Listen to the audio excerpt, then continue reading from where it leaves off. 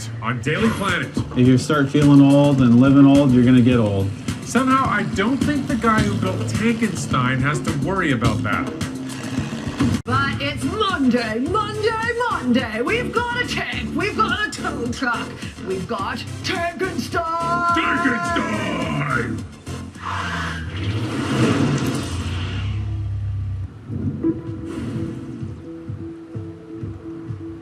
Sean Cormier takes recycling to a whole new level.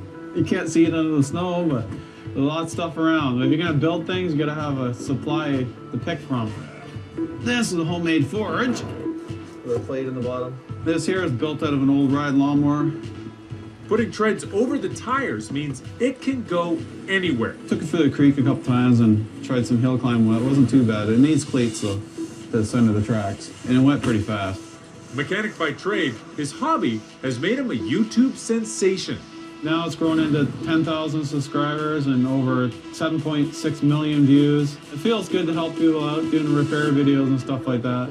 He also buys and fixes other one-off builds, like this Black Widow monster trike. Why wouldn't you buy this? Who wouldn't want a monster trike? It just screams, you know, ride me.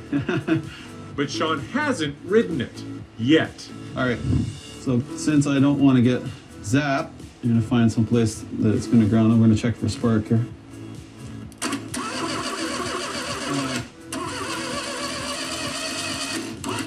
Ow, get lifted just like that. There's 20,000 volts right there. So it has pretty good spark. So there's nothing wrong with the coil. He fills the tires and tries to start the monster, even though it doesn't have brakes. This is a temporary gas tank. I'd probably kick the line out of there real quick if I have to. You know, just in case it takes off on us. Oh.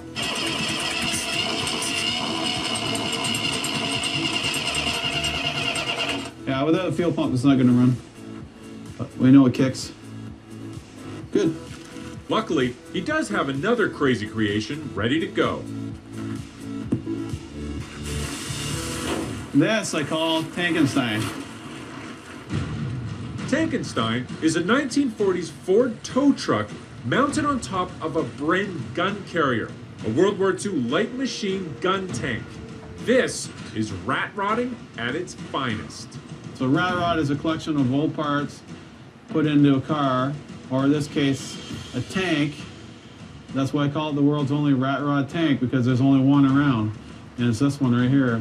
So what we're dealing with here is a small block Chevy, 305 I believe in this one. Manifolds are upside down. Exhaust is unfinished. 03 Cavalier rad with electric fan, and just temporarily wired in relays and stuff until, like, this is only 80% done, this thing, so we're still working on it.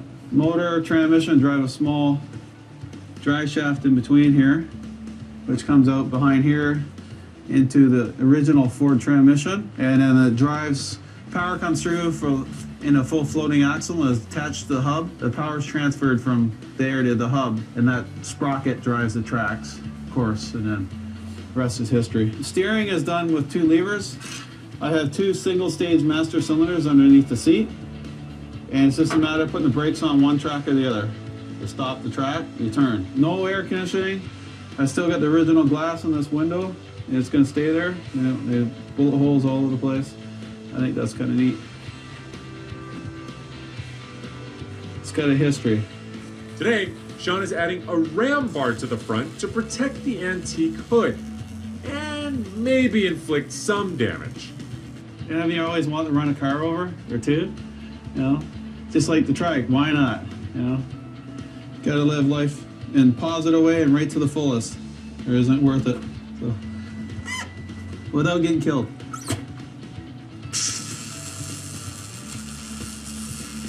I'd like to do things that make your hair stand up in the back of your head. Adrenaline rush, you know, something different that no one else ever has. So, can't wait to try this out. But there's still one thing left to do. We're gonna try to tighten this track up because over time the rust and the track pins wear and the track stretches. Today we're gonna take these 3 bolts out right here, just loosen them off. 1, 2, 3, and we're gonna move this whole wheel forward. There's a little room left in the adjuster right there. What I did is took the nut off, get rid of the dirt so that the bolt has a place to go. All right, now we get a bar in there. Right there. I think that's right at the end. All right, should be able to go for a test spin now. People just love it. It just draws the eye to them. And it's like, it takes them a while to clue into what it is. And you can tell some of the older guys that drove them in the military, like Korea, they recognize the tracks, but they don't recognize the top half because it's not meant to go together. It's quite a handful to drive because when they were made for World War II, they only had about 70 some horsepower, maybe 80 if they're lucky. So now the thing's got 2 to 3 times the horsepower under the hood, running 2 transmissions. All that power also requires constant pit stops. Well, right now, because I'm running a small block Chevy in there and I'm not running the original rad, it's running a bit hot. With the tracks holding up, now it's time to test out the new ram bar.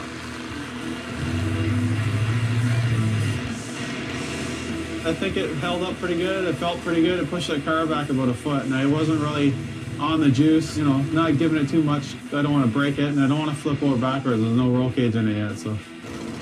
One thing's for sure, Shawn is not ready to grow up. Yeah, you never grow up. I'm not growing up, so. If you start feeling old and living old, you're going to get old.